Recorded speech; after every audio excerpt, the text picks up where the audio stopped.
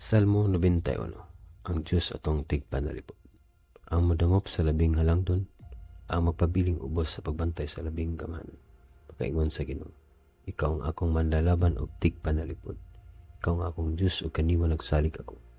Gikan sa tanang katalagman nga wala mo hisayri, likay kagayod niya ingon man sa tanang sakit nga makamatay. Tabunan kaniya sa iyang mga pako, dili kagayod maunsa ubos sa iyang pagatip.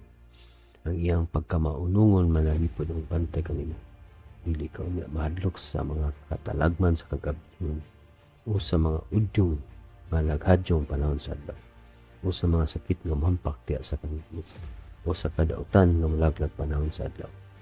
Mahimong mga pukan o sa kalibog tiya sa imong piliran at puno kalibog-libot kanina pantili kagayod na unsa. Kita mo niya unsahan pagsilot ang mga dautan. Kay gihimo mumang talangpanan ang Ginoo.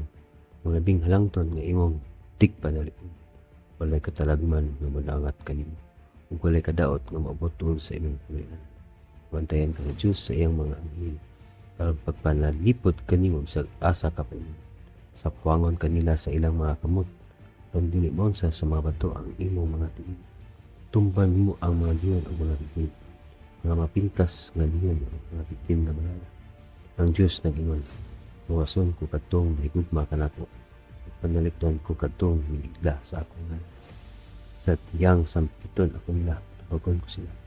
Pag-uban ako kanila sa tiyang sila anaa sa kalisdayan. Luwason ko sila o pasilungan.